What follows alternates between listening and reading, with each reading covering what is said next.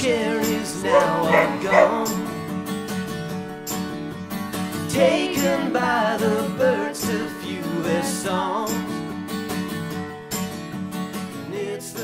Whenever I find time, you know, there's all these little ideas for songs that come up all the time, but then actually finding the time to sit down and flesh them out it's a big challenge. And but when you do get an hour or so to flesh out an idea, it's just nice. It feels good to put it together. Mine come sort of more sporadically. They just come like randomly. I'll get one and then kind of work on it for a while. And then months later I might get another one. I might get a couple at the same time. I'm not focusing on it as often. Sid's way more of a writer. My aspiration is to connect with people that I wouldn't normally connect with. Like I have no interest in, you know, connecting with like indie kids or I don't know. I have a real interest in, you know, finding common ground with people that I would probably never get a chance to communicate with, and that happens a lot when we play. You know, one thing about the record that we just did, a lot of the comments I hear are my kids love it or my parents love it, which I don't know if it's a good or bad thing, but it's kind of neat because those are probably people that I would never have a chance to exchange ideas with. So that's cool.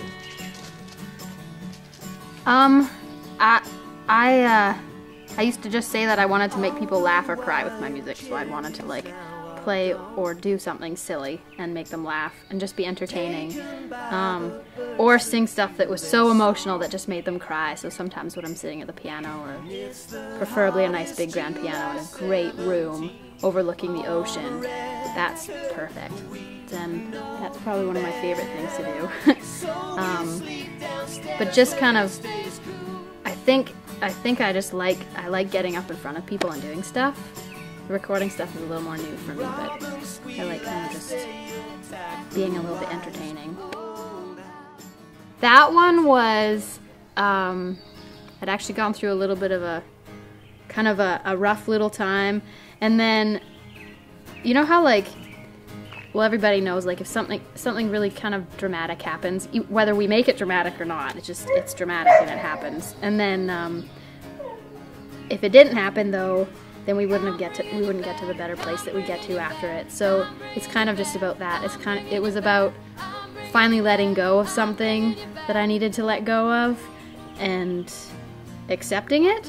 So that one was pretty important to me, and it was I actually borrowed my sister's guitar. She had this great little, really old acoustic that sounds just nice and warm, and I retuned it. And I'd never written anything in another tuning before, so I have a couple friends who do different tunings, and I finally retuned it, and that one kind of came out. And then I can't play it and sing it at the same time, so Sid has to play it for me all the time. So it's great. It works out great because he's an awesome guitar player, so I just get to sing it. So that one's pretty emotional. I like it, and I've sang some of other people's songs. Like I would sing Hallelujah actually for a while, but I kind of decided I don't want to do that one anymore. And a couple others where I really got to belt it, and I was like, why don't I have one of my own that I can do that with? I should write one that I can belt out, so then I could hold a really long, powerful note. So that one got to be it. I think it's some deep level of dysfunction that just makes us, you know, do all kinds of crazy things, trying to find some kind of, again, it's all about connection, you know, just feeling, you know, we all feel kind of isolated and alone, and we all have our little ways that we try and break that down. And I think most musicians, whether they admit it or not, are running on some kind of motivation like that. And you know, when it's positive, it's really a beautiful thing. It's really amazing. You know, just hitting a guitar note, and like I've been playing slide guitar lately, and it always freaks me out how people really respond to it, and they seem to be, it really gets them riled up inside. Yeah.